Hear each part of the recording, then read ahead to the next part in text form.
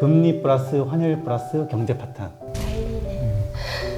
저기에 많은 양극화는 이미 많이 이제 심화되는 것 같아갖고 그러면서 이제 점점 고립화되고 하다 보면은 뭐 저렇게밖에 할 수가 없을 것 같아요.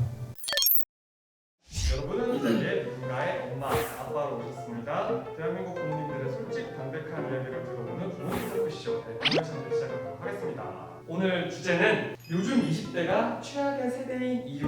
최악의 세대가 도대체 무슨 뜻일까요?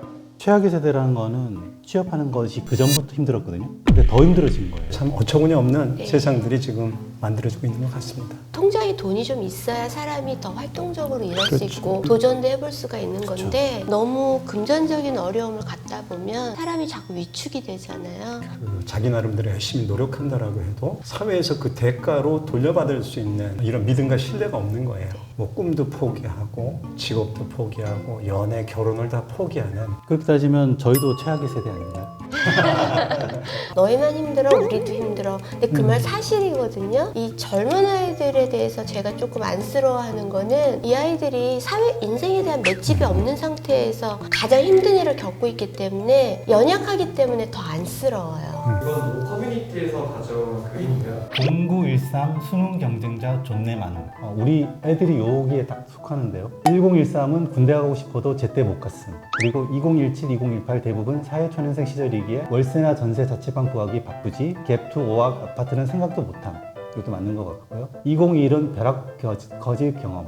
2223은 결혼 정년기쯤 됐는데 금리 플러스 환율 플러스 경제 파탄. 다행이네.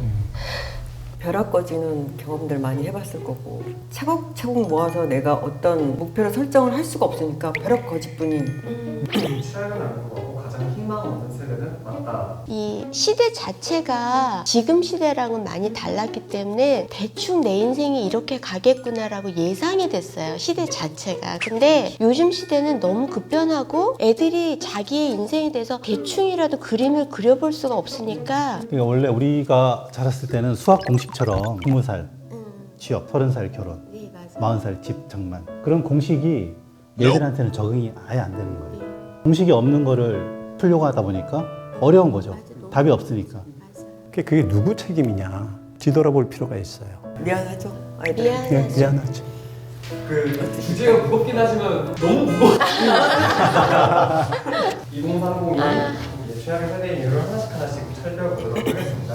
나랑 관심 밖으로 밀려나는 20대. 20대 취업을 해야 된다 그러면 이력서를 들고 집어넣을 때가 많았어요. 뭐 삼성, 현대, 대우, 성경 여러 군데 집어넣을 때가 많은데 지금은 없어요. 그러니까 그때는 뭐라 그랬냐면 너네들 대기업만 가지 말고 중소기업도 쳐다봐라. 근데 지금은 이력서 낼 곳이 없어갖고 아이들이 현타가 온다 그럴까 봐. 이제 좋은 양질의 일자리를 찾는 거죠. 근데 국가에서 양질의 일자리를 만들어주는 게 아니라 기업이 만들어줘야 되는데 그렇죠. 기업도 이제 한계가 있는 거예요. 네네. 신규 직원을 채용해서 이 아이들한테 기업에서 재투자해가지고 어떤 전문성을 갖춘 일꾼을 만들기보다는 경력자를 또 맞아요. 원하는 거예요. 이런 악순환의 고리 때문에 이런 자리에서 정치하면은 그렇지만 진짜 나라를 이끌어 가시는 분이 선택을 잘해 주셔야 된다. 우리 애들이 살려고 그러면. 근데 저는 좀 약간 다른 생각이 뭐냐면은 근데 더 만들 수 있는 게 더 없을 것 같아요. 우리 때는 그냥 일단 일을 한다는 게 중요하기 때문에 일단 시작을 했거든요. 근데 요즘 애들은 어느 정도 남들이 봤을 때 좀 있어 보이는 맞아. 그 밑에 있는 일자리에 대해서는 이건 내가 할 게 아니야 라고. 왜냐면 나도 이제 교육을 많이 받고 했는데 이 정도 교육을 받고 내가 이 일을 해? 라고 하는 정도의 생각도 갈 수 있잖아요. 어느 정도 시장선에서 우리가 봤던 그 기준선에서 밑에는 쳐다보질 않는 거죠. 조금 더 기다려보자. 도전해보자. 맞아요. 이렇게 해서 기다리다 보니까 저 청년 실업률은 올라갈 수밖에 없을 것 같아요. 사람을 필요로 하는 일자리 점점 줄는 건 맞거든요. 그러면 나는 일하고 싶은 마음은 있는데 내 마음에 성차지가 않으니까 가지를 않는 거죠. 요즘 20대가 눈이 높다 라는 얘기가 나오고 있잖아요. 여기 대해서 어떻게 생각하십니까? 제가 20대라도 눈이 높을 것 같아요. 수많은 학원비를 투입해갖고 나를 만들었단 말이에요. 많이 그리고, 투자가 됐죠. 그 대학이라는 걸 가도 내가 나왔을 때 나는 이 정도 일을 할 거야 라고 생각을 하고 있는데 현실은 그게 아니거든요. 되게 치열하거든요. 엄청나게 많은 인원들이 보이니까. 저희 딸이 구직을 하면서 엑셀 스프레드시트를 만들어서 하는 거를 보고서 제가 아직은 제가 그 세대를 이해를 못하는 거죠. 그렇게까지 하면서 살아야겠니라고 제가 그랬더니 이거는 누구나 다 하는 거야. 좀 마음이 좀 먹먹했어요. 맞아. 우리 딸이 이 어린 나이에 제가 그 나이 때 아무것도 몰랐거든요. 이게 쉽게 말해서 카카오라든가 이런 게임, 이 앱 만드는 회사에 들어가게 되면 연봉이 초봉이 장난이 아닙니다. 5천 이상이 됩니다. 맞아요. 이러다 보니까 나는 왜 저만큼 대우를 못 받지? 여기에서 오는 괴리, 청년 실업률을 높이는 주된 원인의 하나가 아니었냐. 통계청 2018년 4만 원인 통계 이제 하루 평균 37.5명이 자살을 한다고 합니다. 10대, 20대, 40대 4만 원인 1위가 자살이라고 하고요. 51년생보다 81년생 이후 출생 세대 자살률이 5배가 높대요. 그 원인이 이제 경기 침체, 실업률, 사회 약화 이렇게 나타난다고 합니다. 아무리 노력해도 안 되니까. 좀 높은데요, 자살률이. 네, 자살률이. 굉장히 높아요. 저런 쪽에서는 우리나라 항상 1위예요. 전 세계 1위입니다. 네. 근데 지금 현재 우리가 살고 있는 이 시대는 저기에 많은 양극화는 이미 많이 이제 심화되는 것 같아갖고 그러면서 이제 점점 고립화되고 하다 보면은 뭐 저렇게밖에 할 수가 없을 것 같아요. 사실은 저 문제가 국가 차원에서 네네. 해결을 해야 될 문제고 정부가 발상의 전환을 해야 될 게 뭐냐면 임금 격차를 줄여주면 돼요. 그러니까 그쵸. 고졸, 그리고 전문대 완전- 이게 임금 격차가 맞아요. 너무 심화되어 있으니까 제가 만약 100만 원을 받으면 고졸 출신 70만 원인데 세세 연봉 계약 체결할 때는 더 격차가 벌어지는 거예요. 조금 더 취업 시장도 넓어지고 그런데 보는 시선도 바뀔 거 아니에요. 쟤 저거 다니지만 돈 잘 벌어. 뭐 그러면은. 부모님 세대는 짧은 시간 안에 실패와 성공을 다 겪으신 세대시죠. 시대적으로 이제 이루신 것들이 많다 보니 아프게 얘기하는 꼰대가 많다. 여기에 대한 부모님들의 생각을 들어보고 싶습니다. 그냥 우리는 밥 먹고 자고 일하고 밥 먹고 자고 일하고 밥 먹고 자고 일하고 애 키우고 이랬어. 실패와 성공도 아니고 그냥 견뎠다라는 게 맞는 것 같아요. 상사가 아주 꼰대였고 되게 힘든 상사라도 그 사람 나갈 때까지 견디는 거예요. 나만 그런 게 아니라 친구도 그랬고 그러지 않았으면 혼자였다 그러면 못 견뎠을 것 같아요. 근데 요즘 세대는 조직의 어떤 전체 흐름을 따라가지 않는단 말이에요.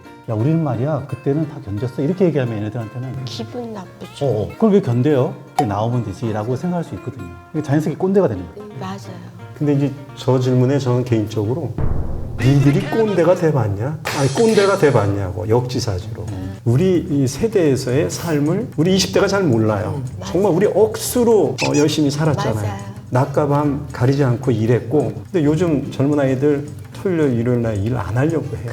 지금 말씀을 듣다 보니까 이젠 당당하게 나가서 그래 나 꼰대다 어쩔래 이렇게 할 수 있을 것 같아요. 그러셔야 돼요. 점점 그럼 고립이 될 것 같아요. 요즘 세대는 인풋 대비 아웃풋이 사실 별 볼일 없다. 그래서 자녀를 키우는데 양육비가 점점 늘어나고 있는 추세긴 하잖아요. 맞아요. 저것뿐이 안 들어요? 한 명 키우는데 저 정도 들긴 들겠는데요. 거짓말 같은데 더 별로 드는데? 보면. 둘을 키웠으니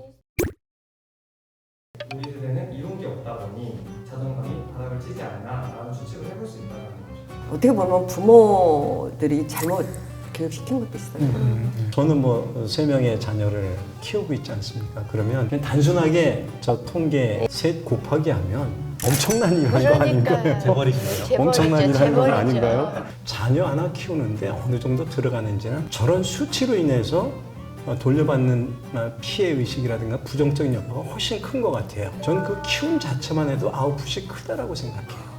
국방의 의무도 질 수 있고 또 여성으로서 아이도 낳을 수도 있고 이렇게 자존감이 바닥을 치기 때문에 이상한 쪽으로 발현이 된다는 분석도 있었고요. 안녕하세요. 저는 대기업 대리 2년차 30대 직장인 여성입니다. 아무것도 모르고 순수했던 동기들이 하나둘 돈맛도 보고 다양한 사람과 연애하고 점점 돈 쓰는 취미에 대한 주제로 몰려가고 있습니다. 골프를 배웠는데 다수의 동료들이 골프에 눈을 뜨고 라운딩, 골프웨어 등등 SNS를 다채롭게 꾸며 나가고 있습니다. 갑자기 골프라는 주제가 급물살을 타니 제 머리가 좀 아프네요. 21년 골프장 방문객이 5천만 명을 넘었고요. 18세 이상의 34%가 골프를 칠 줄 안다고 하고 있습니다. 이런 문화는 그냥 단적으로 얘기해서 결국 인스타를 통해서 자랑하는 거 근데 가장 쉽게 자랑할 수 있는 거는 이렇게 골프장 가서 좋은 옷 입고 인정심이라 그래야 되나?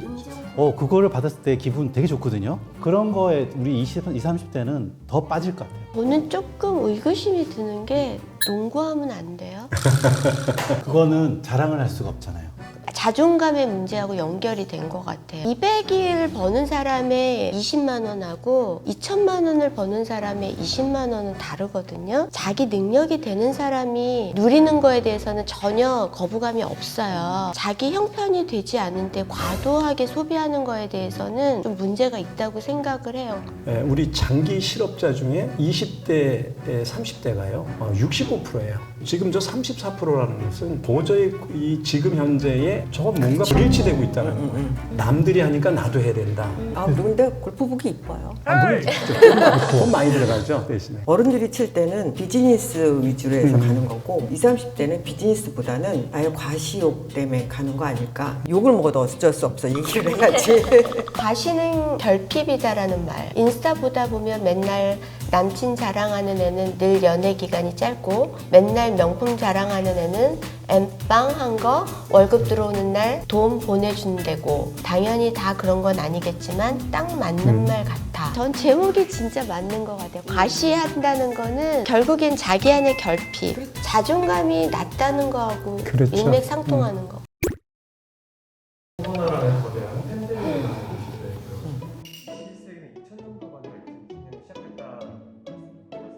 저 너무 맞는데요. 너무 네. 정말 쓸모없는 교육을 받았고 우리가 과거에 살았던 시대에 견디던 그런 처세 방법이거든요. 얘네들한테 하나도 안 통할 것 같아요. 너무 다 맞는 말 같은데 이거. 되게 그러네요. 너무 안쓰러워요. 네이버 사전 뒤지면 제가 궁금해하는 거 다 나와요.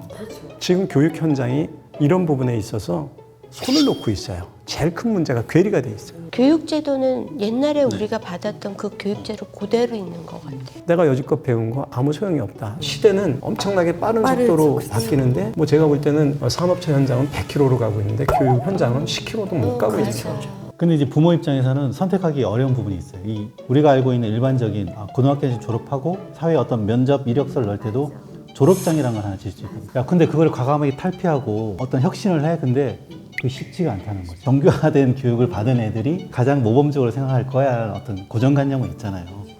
그럼 이런 제도적인 변화를 누가 해줘야 돼요? 그럼 국가가 이런 부분을 끌고 나가줘야 되는데 사실 우리 교육 분야가 제일 더디가고 제일 변화와 혁신이 안 되고 있는 거죠. 그걸 끌고 가줘야 되는데 네. 저희는 지금 양쪽으로 여와 야가 쌈박한 맞아요. 거잖아요. 뭐 대선 때 보면 얼마나 이념적으로 활용을 합니까? 20대 여성과 20대 남성. 저는 아주 속상해서 이건 아니지 않느냐. 20대를 그렇게 이용을 할 때는 이용을 하고 실제 20대가 앓고 있는 이런 아픔에 대해서는 국가가 손 놓고 있다는 거죠.